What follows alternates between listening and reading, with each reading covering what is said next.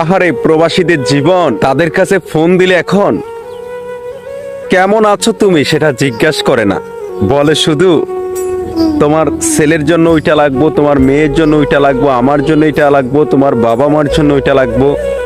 বড় বড় মার্কেটে গিয়ে অনেক লাক্সারিয়াস জীবনযাপন করার জন্য ভালো ভালো দামি পোশাক কিনে আনে।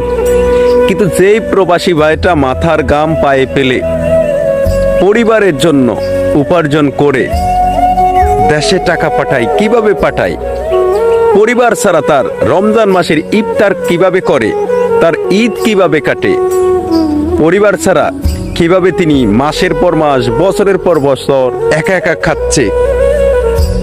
এমনও প্রবাসী ভাই আছে যে আলুর ভর্তা কইরা নাকি এক সপ্তাহ জীবন যাপন করে। শুধু ভাত রান্না করার পরে আর শরীরে এনার্জি থাকে না অন্য কিছু রান্না করার জন্য। সেই প্রবাসী টাকার মেশিনটা যখন টাকা আসে না, সেখান থেকে যে কোনো সমস্যার জন্য টাকা বন্ধ হয়ে যায়, তখন আর তার সাথে কেউ যোগাযোগ করে না। যতদিন প্রাতেবাদ ততদিন আশীর্বাদ। এক প্রবাসী ভাই গতকালকে ফোন দিছে যে ভাই, নিজের জীবনের যৌবন জীবন সব কিছু শেষ করে দিছি নিজের পরিবারের জন্য, মাত্র 20,000 টাকার জন্য আমার পাসপোর্টটা বাতিল হয়ে যাচ্ছে, আমি আকামা করতে পারি না, আমার এই 20,000 টাকা ধার দেন, আমি আপনাকে ধর্মের ভাই ধর্মের বাপ বলতেছি। এত খারাপ লাগলো। তার বাড়ি হচ্ছে চাঁদপুর। সে নাকি আমার ভিডিও দেখে।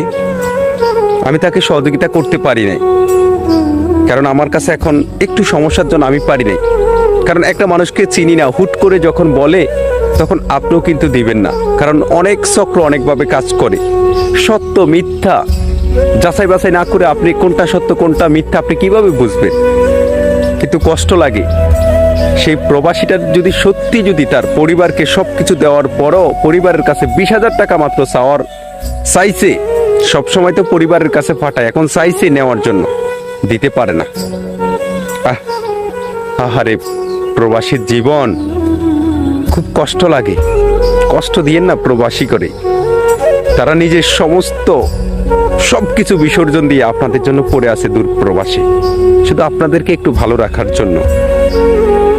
শার্টের বুতাম খুইলা প্রবাসী ছেলেরা বাইক নিয়ে দাবড়িয়ে ঘুরে বেড়ায় এখানে সেখানে, মেয়েদের পিছনে, বন্ধু বান্ধবের পিছনে, কিন্তু একবারও জানতে চায় না তার বাবা কত কষ্ট করে তার জন্য টাকা উপার্জন করে পাঠাইছে, কত কষ্টের টাকা দিয়ে তিনি এভাবে লাক্সারিয়াস জীবন যাপন করে, জানতে চায় না।